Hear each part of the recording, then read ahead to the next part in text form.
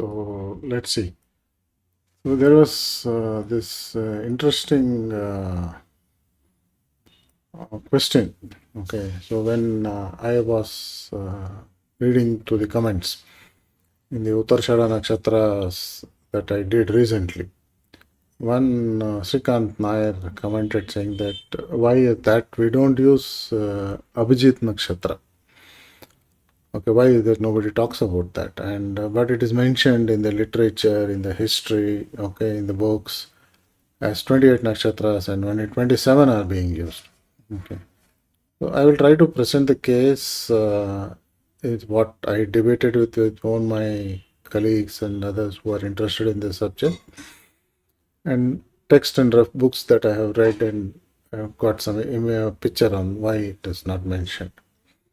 So Abhijit Nakshatra from the Bhagavad Gita, when you read, so in one place Krishna will say to Arjuna that I am the Abhijit in Nakshatra. That means he was born in that Nakshatra. Okay, that is one clue that we get from the Itihas books. Itihas means history. From that book we get one. Because Indian Itihas or books, epics, and they are all highly timed with the planets. Okay, so when you go back with the planets, timing when it was there, and you will find out the correct timing when it was done. In fact, the entire astrology is still dependent on that. So we see the planet position when it was there to find out when he was born. So it was there. So Abhijit was there. And Krishna is supposed to be born in Abhijit Nakshatra. Okay, he is also there. This is one reference. Next reference, when you talk about, if you look at,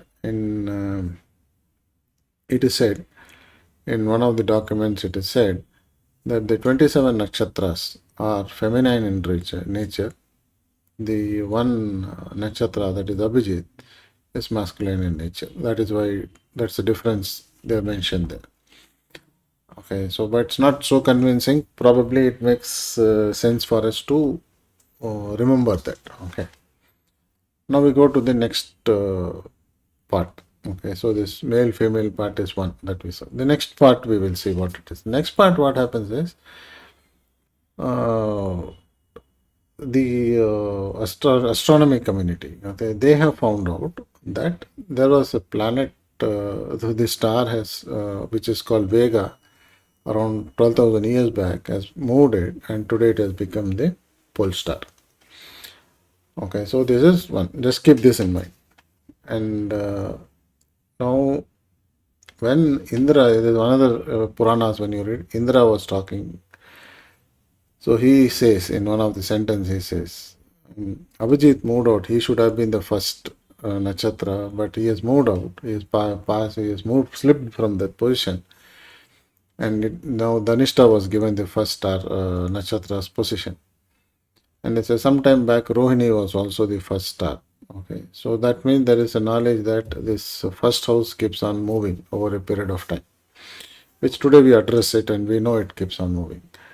Okay, and this is proved. This is hypothetically proved through astronomy's scientific community that is moved, and that is what is today called as pole star. Now let's keep this in one position. Okay, now look at the another story. Okay, so another story, what happens is in Mahabharata, Duryodhana goes to Sakudev and says, kindly give me a timing. Sakudev is an excellent astrologer, so and he has been trained by Ashwini Kumars.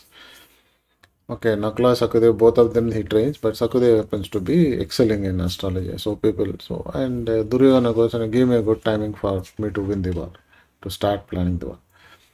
So Sakudev says, Abhijit Nakshatra is the one that you should go into. And this is overheard by Krishna. And Krishna makes such a noise that he wrongly hears it, and he goes and, Duryodhana goes and fixes that time, and he loses the war. That is history. Now, the point that we have to notice in this is, even Krishna was afraid about that nakshatra's power. Okay, even though he was born on that, that's invincible kind of a nakshatra. So he never wanted him to start the work on that particular nakshatra.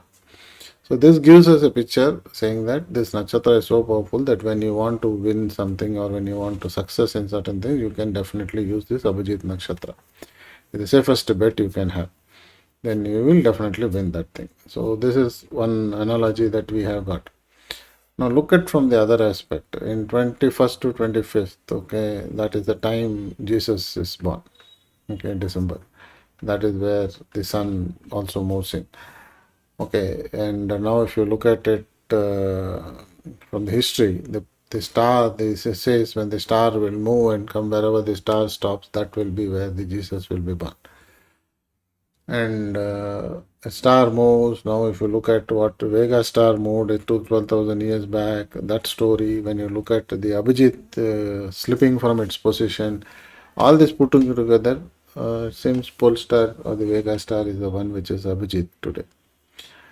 Okay, so that's how we have to say, we have to know, conclude saying that this is what it is, and why we are not using Abhijit, because it does not fall into the other nakshatras position, because all the nakshatras are there within that 5 degrees, 5 to 8 degrees from the equator of the earth.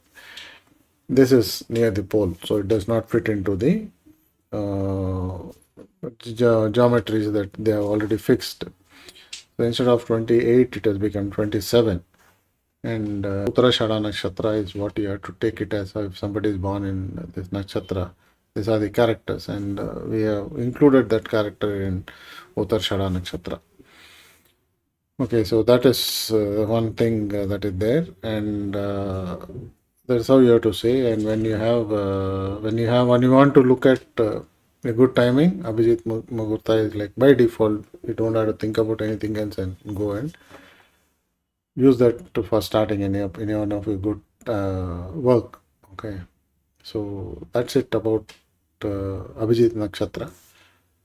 Let's see in the future upcoming things we will put more such